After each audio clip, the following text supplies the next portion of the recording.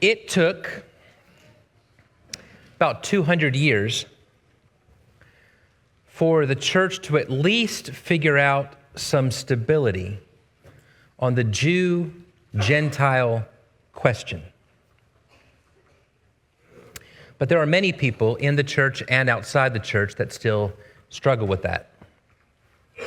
It took 1,800 years in this country to fully come to understand what it means to at least talk about there being no distinction between black and white, although there are still people in the church and outside of it that struggle with that.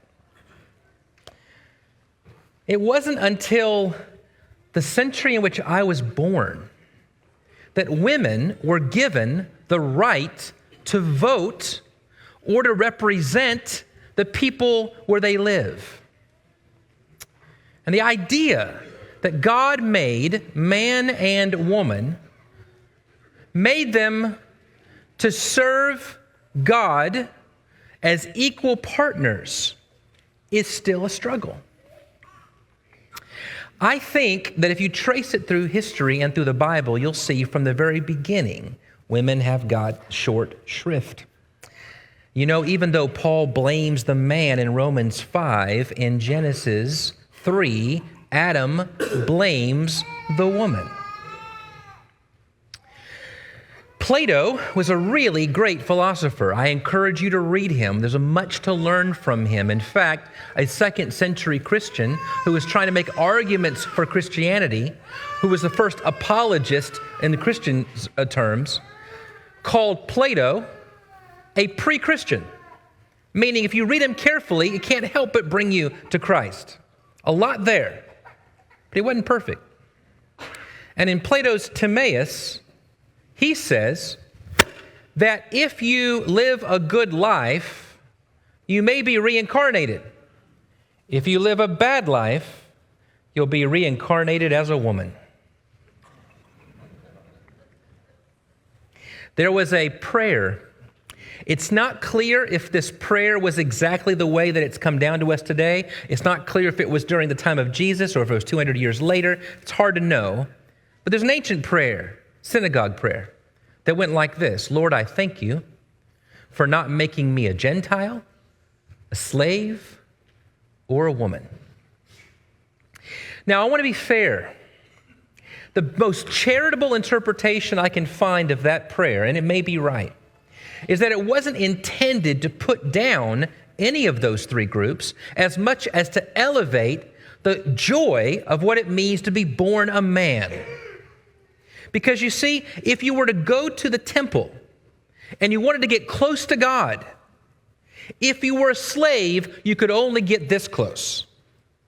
If you were a woman, you could only get this close. There was the court of Gentiles. There was the court of women. And then there were the male Jews who could get closer than the others. It may have just been a statement, boy, am I glad to be a man. But even that carries with it a sense that there's something about women that are less than. And I want us to see this morning, as we're talking about supporting cast, minor characters brought to the gospel in a major key, to see the role of women in a way that sometimes is quiet, sometimes is subtle, as a way to recognize what the vast majority, the leaders, the well-to-do, the ones who think of themselves as the in crowd, are missing. Hasn't it always been the case in the Bible that God tends to pick the second born or the outsider or the one least likely and say that's where you're going to see the gospel displayed? Oh, we have all of the sons of Jesse, strapping lads all. And who does God choose? The ruddy shepherd boy. That's the story. So it shouldn't be a surprise. There are times when God has to make sure that you hear it loud and clear. He likes the subtlety. God likes to show up in the still small voice more than the fire or the earthquake or the smoke. But there are times when you need a little fire or a little earthquake just to let you know that God's in this place. Same thing with his points about supporting caste. So the first thing I want you to notice before we get to the Gospel of Mark, where we're going to camp, is a story in the Old Testament in Numbers 27, where you have the daughters of Zelophehad. The daughters of Zelophehad come to Moses because they've got a problem. You see, the law was given. It was explained in how these things are supposed to go. And what it said is, if a man dies, the land goes to the sons. And if there are no sons, the land goes to the father's brothers. There was a man named Zelophehad who had daughters, only daughters. And now they're about to enter the land. Remember now, the first generation, they messed up royally. They're the ones who said, let's send in the spies, and the spies say, there's going to be a problem. So they don't believe the two, they believe the majority. This is now a generation that's about to enter into the promised land, and they want to do this right. And the daughters of Zelophehad come to Moses and say, we have a problem. My father was not like Korah. My father didn't die with a rebellion. He died for his own sin. Look, all these people were dying for sins, but it wasn't that one. Don't lump our family name in with all of that. And we are all daughters. And if the land doesn't go to us, my father's name, his land, his reputation, all that he has worked for, all that we have been, dies with him. That can't be right. That can't be just. I love this. God speaks, and God says, you know what? You have a point. God says, that's right. In fact, this is the law. Write this down. If a father dies, it goes to the children. If they're only women, it goes to the women. Do you realize it took the British monarchy a very long time to take this into account? Daughters of Zelophehad. That's sort of in your face. That's sort of out there. That's a direct statement against an injustice. But look at all the subtle ways in which women rise to the occasion to explain that the gospel challenges our preconceived notions. And I want the Gospel of Mark to be the place where we go to see this. There's a couple of stories I'd like you to see. I read somewhere, there was a lecturer, actually, I was listening to him, and he said, read through the Gospel of Mark, and every single woman mentioned is a heroine, when almost all the men are villains. And I want you to know that is a lie. That is an overstatement. That's not true. But there's a lot of truth in it. You will be amazed how many stories the insiders, the apostles, the disciples, represent the wrong way to respond to Jesus. And it's the unnamed, unnoticed, uncelebrated women who rise to the occasion.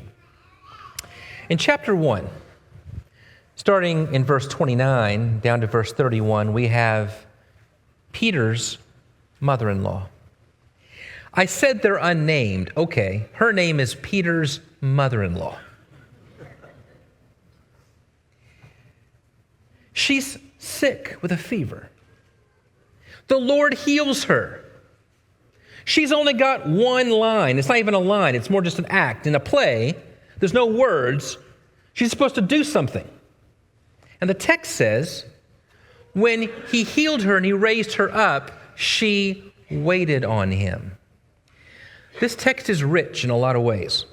I want to start with the fact that the Greek word for raised her up, there are several different Greek verbs. This is the one used for resurrection at the end of the gospel. That when you want to tell you at the beginning that Jesus is going to do things, it's going to be reminiscent. And he's going to put certain characters in the story and say, when you see this character, I want you to think of me.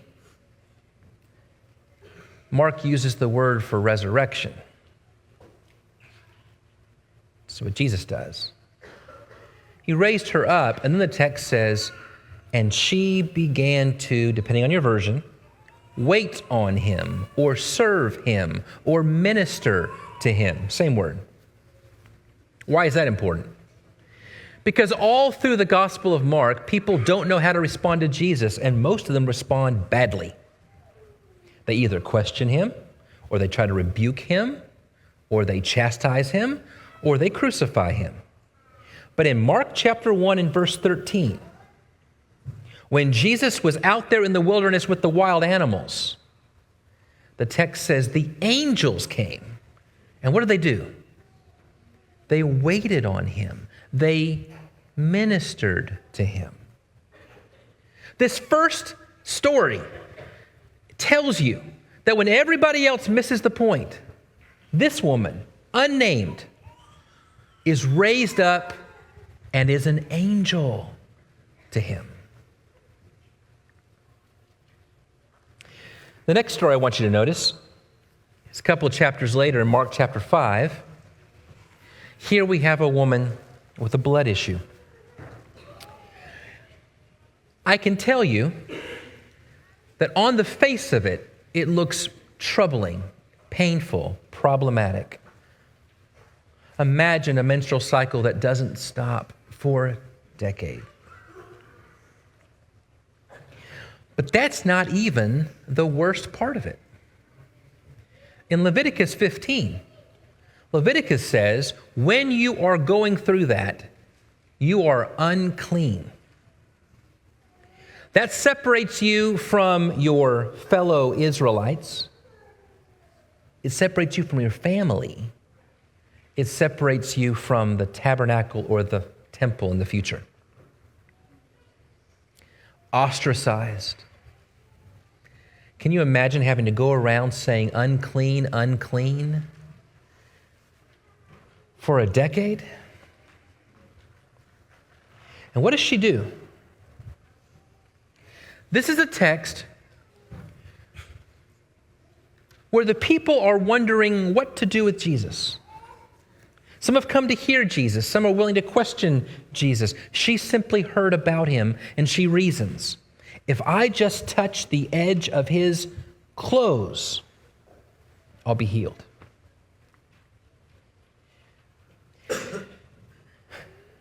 She does that. Jesus feels the power go out of him. Boy, I would love to sit with him in eternity and ask him to explain what that was like.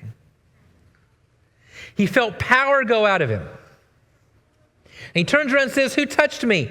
And the disciples respond with passive-aggressive sarcasm, or I don't know exactly how to read it. What do you mean, who touched you? There's too many people. What do you expect from us? But she, with fear and trembling, fell at his feet, verse 33. That's the language of worship. It's a posture of worship. And she told him the whole truth. She confessed everything. You know, the apostles hold back. They hold back and they wait. The Pharisees hold back and wait, John 12. A lot of people in the crowd are holding back and waiting. She rushes in. She lays down at his feet with fear and trembling and tells the whole truth and recognizes out of faith that he's got what she needs and that alone, and is willing to risk whatever it takes to make that happen. This is discipleship. This is the gospel. You're looking for a Jesus character in the story. Look at her. And Jesus commends her for it. This nameless, utterly destitute, ostracized woman, trembling in fear, overcomes her fear with faith. We then have, in chapter 7, a woman from Syro-Phoenicia, an outsider. Not just that, she's a woman and she's an outsider. That's enough. But let's add one more. She's got a daughter with an unclean spirit. So now, you're telling me this person that's already on the outs has demon possession in her home? No, thank you. Whatever our typical terms are in this culture for somebody that you should stay away from, we apply it to her, and they do. It's a strange story, and we know the character of Jesus, and so we have to read this through the lens of what we know about him. He says some things to her that I really believe was more like putting a loudspeaker up to the group. Let's air in public what you are already thinking in your hearts. Let's put it out there. This woman wants Jesus to heal her daughter. And Jesus says, don't you know it's wrong to take the food that belongs to the children and give it to the dogs? There's been a lot of work in the commentaries to try to sanitize this. Can I just tell you, there has never been a culture that I know of where it was a nice thing to call a woman a dog. It was a term used for Gentiles. It was a term used for immoral people. In the book of Revelation, they talk about those that are cast out with the dogs. I really believe Jesus is laying out there what all the apostles are thinking in their hearts. It's a foil opportunity. Jesus is the master at this.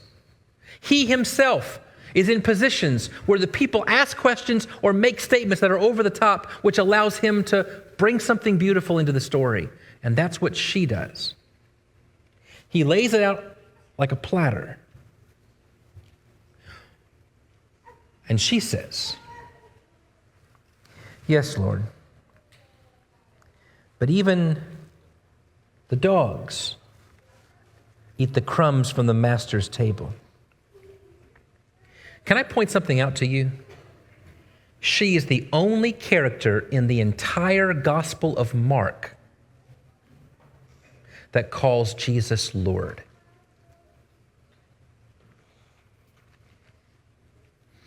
In a moment when so many of us would want to respond with anger at an insult, she calls him Lord. And she twists the story. If I'm a dog, let me be your lap dog. Let me be the dog that stays in the house, not the one that's outside. And if I can't have the food, let me have the crumbs. This is like the woman who says, if I can't touch you, let me touch the edge of your garment. Whatever it takes. This is like the mother-in-law who says, I've been sick, but listen, whatever I can do, I want to serve you. This is discipleship. And Jesus praises her for it. There's a whole section stretching from 4:1 to 8:17. That's all about what kind of soil and what kind of heart the gospel can either penetrate or work with. And she is the heroine of the entire section. The next story is a widow in Mark 12. Jesus is sitting opposite the treasury. I love the way Mark puts that, as if he stands opposed to what's happening in the temple, because he does. He's called the whole thing a den of thieves. It's an unjust system. And he watches. And all the major leaders are giving like they're supposed to, and here comes this widow. And all she does is put in 2 copper coins. But I love the way the text puts it. Depending on your translation, she put everything she had to live on. The Greek words here literally mean her whole life. She put her whole life in the bucket. I want you to think about the faith involved here. Number one, have you ever, don't raise your hand, it's okay. Have you ever been in a situation where you were living paycheck to paycheck and you looked at the balance in your bank account and you weren't sure you had enough to cover your food for the week? Would you have put all of that in the plate on Sunday?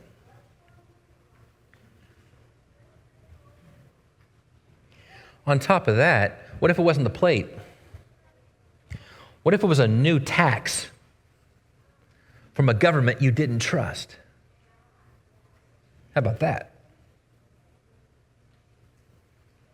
This is a woman who stands in a time when the whole government is corrupt, when the system is a tragedy and a travesty, and what they're doing with the money is an assault to God. But this isn't about any of that. She's going to give to God. Come what may. And Jesus says, look at these women. This woman's been hurting. This is a time normally when most people have been sick and now they're well. The next line is, and everybody in the village comes and waits on her. But she waits on him. Here's somebody who's been ostracized from her whole family, from the whole community. And what does she say? All it takes is to touch the edge of your garment. I will put myself out there, all of my faith in display. Here's somebody who says, you want to call me a dog? Call me a dog. Let me be whatever you want me to be. I'll be whatever you want me to be. Give me the crumbs. Just heal my daughter. All of you, none of self.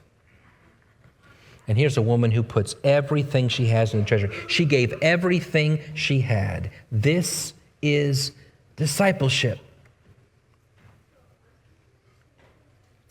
The last story I want us to look at is Mark chapter 14.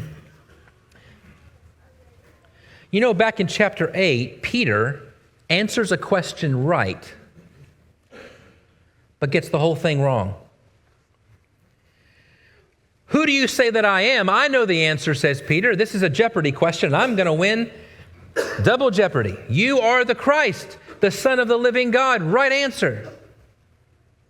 But Christ means I am the anointed one chosen to suffer and die, to lose, so that God may win. And Peter hears that and says, no, I don't think so. I'm going to stand in the way. Nobody's going to hurt you. Nobody's going to crucify you. There's no death scene in this story, only victory. Contrast that with this story where Jesus is reclining at a table and a woman busts in, unnamed, with a bottle of pure nard. And they say that the bottle is so expensive, there's about a year's wages in that bottle. When I hear a year's wages, you think, okay, just a little dab, okay? She doesn't hold back. She breaks that bottle. She pours it over his body. And Jesus says, she was preparing my body for burial. I'm all in, she says. Everything. Everything to you. And the people at the table say, oh, can't believe, what a waste of money. That money should have gone to the poor. Now, it doesn't say who said it. But if any of his disciples were at that table, that would be rich. The poor statement would be rich. I didn't realize I had just made that joke. It's rich because in chapter 6, when Jesus wanted to feed the 5,000, he says, go get them something to eat. You know what they say? Tell them to go take care of themselves. A little bit later, they're arguing over which of them is going to be the greatest, and they want the most prominent seats in the kingdom. And one of them is just about to go and betray Jesus for money. Oh, the excuses we come up with to justify our insecurities and our biases. She doesn't care. She lays it all out there and she prepares him for his burial. And Jesus, I know the text says this is all about this story, but I've got to think this has been building up, and this can apply to all these stories. That Jesus says, wherever the gospel is preached in all the world, anytime you hear the story of the gospel, you're going to hear about stories of discipleship where people give everything they have. They lay it all out there, all on the line, hold nothing back, because this is true discipleship. When you hear the story of the gospel, you're all in. And what this woman's done, what these women have done, this is going to be told in memory of her. I don't know where you fit in the story. We all have roles to play. You might feel like a minor character, but if you do, praise God, that's where the good stuff happens. Don't forget that line from Greer, the bit actor, who said, every character in their own little sphere is the lead.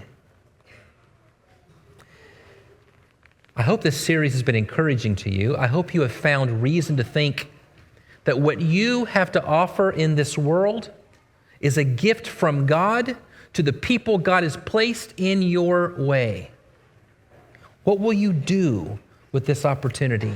Will you be all in so that when people see what you do, they'll glorify your Father who is in heaven? Whatever you need from this congregation or from your Lord, won't you come while we stand and sing an invitation song? Thank you for joining us. I hope you've been encouraged. I hope you've been enriched. And if you have any questions, any thoughts, any comments, reach out to us at prayers@wschurch.net. God bless you. Tune in next week.